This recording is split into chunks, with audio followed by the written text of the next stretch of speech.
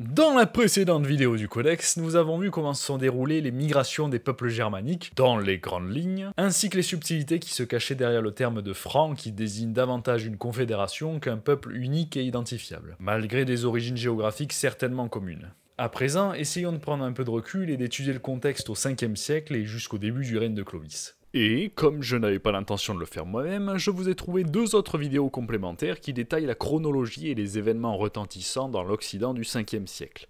Je vous invite à aller les voir si vous pensez en avoir besoin, elles vous attendent en fiche en haut à droite de toute manière.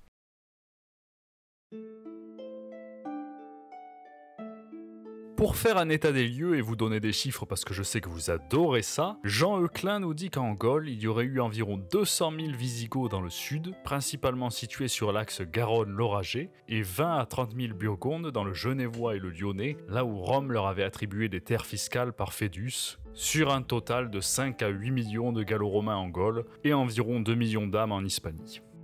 Les Francs, eux, auraient pu être quelques 100 000, mais divisés en plusieurs groupes avec une dizaine de rois à leur tête, comme on en a déjà parlé. Les Vandales, installés en Afrique du Nord et dans plusieurs îles méditerranéennes, étaient estimés être environ 80 000 quand ils sont arrivés en Afrique dans les années 430. Bien sûr, ne prenez pas ces chiffres pour comptant, c'est assez difficile de faire des statistiques sur une période aussi lointaine, et surtout, on avait déjà parlé du fait que ces peuples germaniques n'étaient pas des groupes homogènes. Nicolas Lemas rappelle, comme Bruno Dumézil d'ailleurs, que chez les barbares, la désignation ethnique s'appliquait principalement aux aristocrates et aux rois chefs de guerre. Pour la populace qui les suivait, le sentiment d'appartenance à un groupe était avant tout familial, et par-dessus tout, ils n'étaient pas forcément tous originaires de Scandinavie et ont pu s'agglomérer au groupe tout au long de leur migration. Voilà pour la liste des clans et royaumes germaniques qu'on retient généralement au 5e siècle. Entre la Somme, la Meuse, la Loire et la Bretagne, peu de barbares, sauf ceux des armées de campagne qui furent commandées par Agidius puis Siagrius, les deux généraux romains.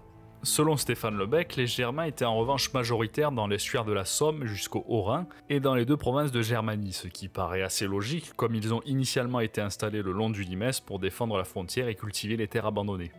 Dès la mort de Majorien en 461, on assista à une succession d'empereurs sans réelle influence. Les barbares en profitèrent pour gagner en autonomie. Ils continuèrent par exemple à envoyer leurs fonctionnaires percevoir les impôts, non plus pour Rome, mais à leur profit. Après 476, les Francs saliens de Childéric étaient alliés à Odoacre. Siagrius, toujours plus isolé, s'était rapproché d'Euric le Wisigoth, se faisant ainsi un puissant allié comme il venait d'étendre son influence sur l'Auvergne et la Provence. Selon Lebec, la pression des Francs rhénans à l'est, associée à la mort d'Euric en 484, ont pu être les principaux facteurs poussant Clovis à attaquer Siagrius, comme il avait, en plus de tout cela, connaissance de la richesse du bassin parisien et du manque de moyens des restes de l'administration romaine présents. Mais ne débordons pas trop sur le règne de Clovis, ça c'est pour la vidéo suivante. L'avènement de la tétrarchie dans l'Empire en 285 entraîna un redécoupage des provinces, la création de plusieurs offices et ainsi la multiplication du nombre de fonctionnaires. Entre le pouvoir des deux empereurs et des gouverneurs de province se glissèrent ainsi les diocèses civils dirigés par l'administration d'un vicaire et rendant des comptes à leur préfecture du prétoire qui était une entité administrative à part entière au 5e siècle. Selon une étude d'Ardol Jones, le nombre de fonctionnaires passa ainsi de 300 sous Caracalla à 35 000 au 4e siècle. L'administration fiscale était évidemment la plus importante et nombreuse en termes d'agents. Mais Bruno Dumézil relativise ce phénomène de bureaucratisation. Si l'administration du Bas-Empire se faisait plus pesante qu'auparavant, on avait par exemple en Égypte environ un fonctionnaire pour 9000 habitants, là où dans la France de 2011, on en avait un pour 20. Qui plus est, leur répartition était inégale sur les territoires. Par ambition personnelle, on cherchait surtout à être proche de l'empereur, tandis que les provinces internes, les plus loin des frontières, avaient tendance à voir leur administration désertée. Seuls les ports, les arsenaux, villes de garnison et d'exploitation de ressources naturelles bénéficiaient de la présence permanente de fonctionnaires. Ces disparités s'expliquent aussi par le manque d'attrait des élites gallo-romaines pour le pouvoir municipal, comme nous allons le voir, mais l'État cherchait bel et bien à centraliser et perfectionner la gestion de ces territoires, et surtout à collecter de nouveaux impôts pour entretenir ses armées. En Gaule, on avait ainsi 2 diocèses pour 17 provinces et 114 cités selon la notice des Gaules rédigée au 5e siècle, avec un chef-lieu dans chacune d'entre elles comme Narbonne, Lyon ou Vienne. Sans que cela soit une règle officielle, Charles Mériot nous dit qu'un évêque s'installa presque dans tous ces chefs-lieux, s'additionnant ainsi au cadre administratif classique. Depuis le IIIe siècle, entre les crises militaires, économiques et les raids des peuplades germaniques, l'Empire se militarisa, ce qui se ressentait à l'échelle la plus locale qui soit. Les villes rétrécirent en taille et s'enfermèrent dans d'immenses murs défensifs. 10 mètres de haut et 4 d'épaisseur en moyenne selon Nicolas Lemas. En parallèle, la plupart des Romains se détournèrent de l'armée pour de multiples raisons, dont l'accès à la citoyenneté de tous les hommes libres avec l'édit de Caracalla, qui ne rendait plus aussi attrayant l'engagement dans les légions, et certainement une réticence de la population essentiellement méditerranéenne à aller vivre en Germanie, là où de nombreuses troupes étaient concentrées pour défendre le Limès. On eut donc progressivement recours aux barbares eux-mêmes pour combattre les autres barbares ou les nombreux usurpateurs du titre impérial. Au 5e siècle, on peut aussi rajouter le rôle de répression qu'ils eurent vis-à-vis des Bagodes. Les historiens retiennent malgré tout quelques soubresauts avec des empereurs comme Constantin ou Théodose, mais la pression barbare s'accentuait et l'arrivée des Huns amplifia le problème jusqu'à ce qu'une catastrophe arrive. La migration forcée des Goths aboutit à la bataille d'Andrinople en 378, durant laquelle l'empereur d'Orient fut carrément tué. Si les barbares furent vaincus en 382, ils obtinrent tout de même le droit de s'installer, s'imposant dans les frontières de l'Empire. Sur fond de crise économique et sociale, de nombreuses autres tribus entrèrent dans l'Empire en traversant le Rhin, gelé lors de l'hiver 406. Des chroniqueurs de l'époque, comme Orens, évêque de Gascogne, décrivirent ces événements comme les signes évidents de l'apocalypse à venir. Le sac de Rome en 410, l'installation des Visigoths en 418, la traversée chaotique des Vandales en Espagne puis en Afrique jusqu'en 429, associés à leurs actes de piraterie qui entravaient le ravitaillement en céréales de Rome, ont forcément marqué les esprits. Ce sont surtout les auteurs chrétiens qui ont ainsi développé l'idée d'une Rome décadente, en perte de ses valeurs traditionnelles, qui ne récoltait que ce qu'elle méritait, et que les Germains venaient purifier. Leur erreur a sans doute été de présenter l'ensemble des barbares comme un bloc uni déferlant de toutes parts sur l'Empire, alors que dans de nombreux cas, comme avec les Goths et les Burgondes, il s'agissait avant tout de fuir la menace des Huns qui arrivaient de l'Est. Aussi étonnant que ça puisse paraître, certains Gallo-Romains ont pu voir d'un bon œil l'arrivée des barbares, et même les rejoindre car, comme le rappelle Charles Merriot, l'administration romaine et sa fiscalité étaient de plus en plus pesantes au 5e siècle. Les conquêtes de Rome s'étant arrêtées depuis le 2e siècle, l'Empire ne bénéficiait plus des pillages et tributs par Fédus qui avait fait sa fortune depuis les débuts de la République romaine. L'État ayant besoin d'argent pour payer ses légions et contenir les barbares, quelles autres mesures qu'un alourdissement des impôts étaient disponibles ?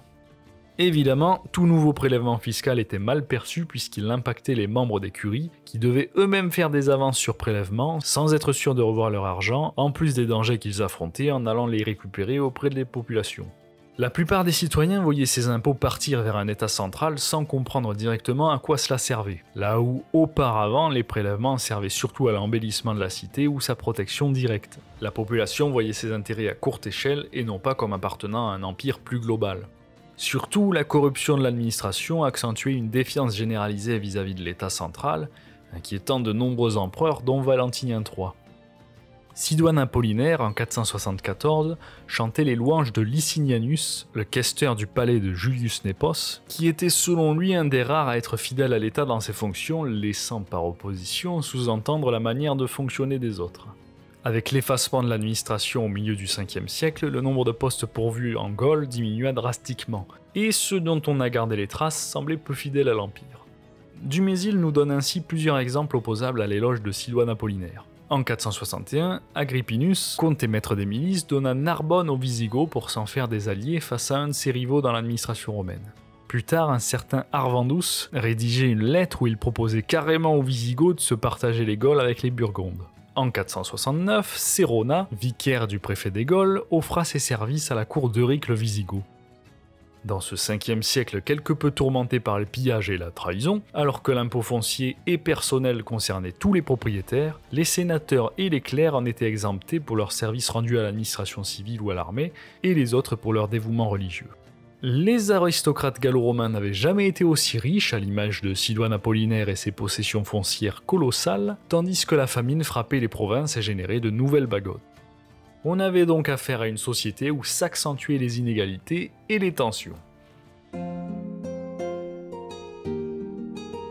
Alors que l'Empire romain avait jusqu'alors été symbolisé par la domination urbaine, la fin de l'Antiquité fut marquée par un retrait de l'aristocratie des curies municipales. Depuis le IIIe siècle et ses crises, les sénateurs étaient interdits de commandement militaire. les gouverneurs furent aussi cantonnés aux prérogatives civiles et les provinces redécoupées pour diminuer leur influence comme on l'a dit. C'est sûr, on n'était plus au temps de César. L'aristocratie se détourna donc progressivement du pouvoir municipal, impliquant de moins en moins d'avantages, tandis que les charges à supporter étaient de plus en plus contraignantes. Participer aux dépenses de la cité, garantir des avances sur les impôts à prélever, affronter les bagodes, parlementer avec les barbares fédérés qui en plus de ça étaient souvent mal payés par l'administration centrale, bref, les raisons étaient nombreuses. En plus de ça, la diffusion du christianisme sur laquelle nous reviendrons a pu jouer sur les esprits en idéalisant un modèle de vie retiré du monde et ascétique. Pour tenter de pallier au problème, de nombreux empereurs à l'instar de Constantin interdirent aux membres des curies de quitter leur poste. Mais cela n'indigua pas le phénomène de repli sur les villas rurales où les élites financières se défendaient de tout prélèvement fiscaux à l'aide de milices privées. Avec cet essor des villas, de nouveaux systèmes économiques et sociaux se mirent en place, qualifiés de proto-vassaliques par Michel Rouche. En effet, le rapport était davantage d'homme à homme puisque bon nombre d'indigents préféraient se mettre sous la protection d'un puissant que de jouir de leur liberté civile dans un monde aussi incertain. Les Germains imitèrent d'ailleurs très vite le mode de vie des aristocrates romains en cherchant à accumuler le plus de terres possible. Les villas de l'Antiquité, perçues par les historiens comme les prémices des villages du Moyen-Âge, étaient bien différentes de la villa romaine classique. Les habitations s'organisaient principalement autour des bâtiments existants avec une église au centre et non plus autour des voies de circulation. Le roc de Pampelune, en Narbonnaise, en est un exemple extrême selon Nicolas Lemas. Mais il ne faut pas non plus avoir une vision apocalyptique de la chose. Le déclin des villes fut lent, et il faut attendre le 7e siècle pour qu'il ne reste plus que 7% des sites urbains du 1er et 2e siècle de Narbonnaise occupés, tandis qu'ils étaient toujours 50% au 6e siècle, au temps de Clovis et ses fils. Malgré un dépeuplement progressif des villes, la cité et son chef-lieu restaient au centre de la vie économique et politique, surtout dans le sud comme en témoigne l'éloge de Narbonne par Sidoine Apollinaire en 465. Les institutions de l'Église, s'intégrant au système administratif romain, l'ont quelque part maintenu au niveau local malgré l'effacement de l'État central. Dans ces années-là, on vit apparaître un bon nombre de comtes, autoproclamés défenseurs de telle ou telle cité au nom de Rome sans pour autant avoir été nommés par l'État central, comme le comte Paul qui fut un temps l'allié du roi franc Childéric. C'est d'ailleurs de cette manière officieuse qu'Agidius transmit ses fonctions à son fils Sérius, ce qui explique selon Dumézil que Grégoire de Tours le surnomme roi des Romains en son temps, peut-être pour insister sur son pouvoir quasi-monarchique et autonome vis-à-vis de Rome. Vous comprenez maintenant pourquoi le présenter comme dernier bastion de l'Empire romain est donc assez contestable. D'ailleurs, pour nuancer l'image de rupture entre le monde romain et les royaumes barbares, Charles Mériot nous dit que la quasi-totalité du réseau des cités mises en place par les Gallo-Romains est restée intacte jusqu'à la Révolution française. Maintenant, on peut se demander comment les indigènes gallo-romains ont-ils cohabité avec les germaniques. Conflit, bonne entente, un peu des deux à vrai dire. Le système de l'hospitalité prévoyait initialement d'accorder une partie des revenus d'un territoire foncier à une armée fédérée afin de les cantonner temporairement sur un territoire, leur permettre de s'armer et entretenir leur équipement eux-mêmes. Cependant, avec les migrations du début du 5e siècle, les abus se sont multipliés pour devenir de simples réquisitions de terres où s'implanter. Il est donc logique que les auteurs de l'époque, qui étaient aussi de grands propriétaires fonciers, donnent une image négative de ces barbares s'imposant sur leurs terres. Fussent-ils des fuyards terrifiés par les Huns comme les Burgondes aux cheveux gras qui enrageaient Sidoine Apollinaire. Toutefois, il ne faut pas percevoir cela comme une invasion dans le but de détruire la civilisation. Ces mêmes barbares ont été impliqués à de multiples reprises dans les armées romaines en respectant les institutions. Tenez par exemple, lorsqu'ils faisaient battre monnaie, c'était non seulement en adéquation avec les méthodes romaines, mais aussi au nom de l'empereur. Et après la disparition des derniers empereurs d'Occident, Odoacre ne se déclara pas empereur lui-même. Il chercha à être reconnu comme patrice d'Italie par le maître de l'Orient et fit battre monnaie en son nom à lui. D'ailleurs, puisque nous parlions du système de l'hospitalité et ses dérives, la loi Gombette des Burgondes montre une tentative de limitation des abus et autres usurpations de terrains gallo-romains. Mais ce phénomène de légifération intervint surtout au début du VIe siècle, alors que les royaumes germaniques avaient désormais leur indépendance, même s'ils reconnaissaient la légitimité supérieure de l'empereur d'Orient. Comme nous l'avions évoqué dans la précédente vidéo, après la mort de Majorien en 461, les empereurs et usurpateurs se succédèrent et c'est cet affaiblissement qui a progressivement fait sortir les barbares du giron romain, alors qu'ils combattaient encore avec les généraux comme Aetius ou Agidius. On assiste alors à une intégration progressive des élites gallo-romaines au royaume barbare naissant. Le duo Saint-Rémy-Clovis en témoigne bien. Une entente avec les pouvoirs locaux déjà installés était nécessaire pour contrôler les territoires conquis.